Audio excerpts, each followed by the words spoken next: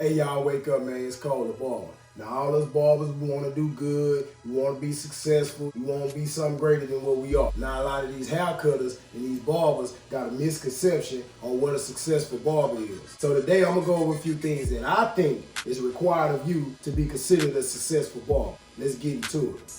Alright, so first off, we got completed barber school or license. If you ain't completed barber school, your $1,500, I know here in Texas is $1,500. If you completed your $1,500 of barber school, don't consider yourself a successful barber. You ain't even started your goddamn journey. And if you ain't licensed, and I know some places they do apprenticeship or some shit like that or whatever, and you get licensed. However, whether you complete barber school or complete your apprenticeship hours or whatever, you ain't licensed, you ain't no barber, you ain't no successful barber. I don't want to hear nothing about barbering coming up out your mouth. You need to shut your mouth and learn something. All right, next we got you're able to give back. You ain't able to give back due to the fruits of the labor of your barbering, then you ain't no successful barber. You still got work to do. You still got a lot of shit to obtain. All right, next we got a fully booked schedule. If your schedule is mostly booked Tuesday through Saturday or whatever days you operate, you on your way to be a successful barber. If you cut 1 or 2 people a day or you cut 10 people a week or some shit like that, man, look, don't even worry about this successful shit. You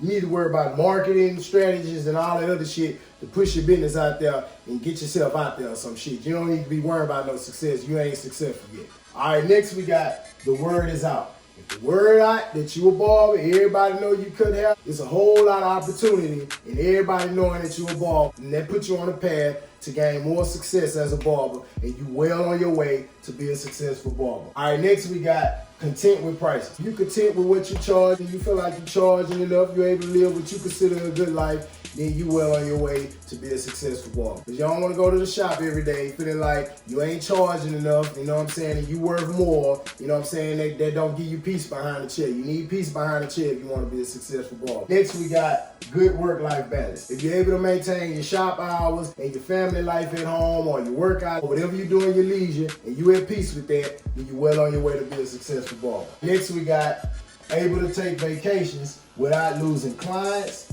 money, and you're able to pay booth rent. So if you're able to take a vacation and you don't really lose no money because you're financially responsible and you make money, and you don't lose no clients because your clients are locked in, let alone having your booth rent paid up for the time that you're gone. And you can come back and you're able to be comfortable behind the chair without struggling and trying to make the money back, then you well on your way to be a successful barber. And last but not least, we got master barber. I know here in the state of Texas, you gotta be operating in a shop behind the chair for 3 to 5 years to be considered a master barber. Let alone we have the barber instructor shit where you can go back to school and get the license.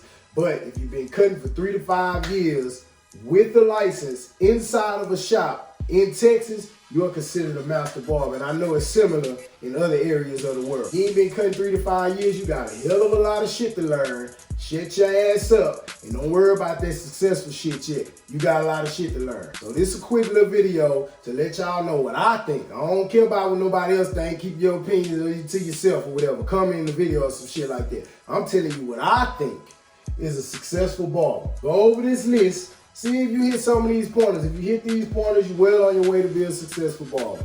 If you don't, you got a lot of work to do, man. And most importantly, wake y'all ass up.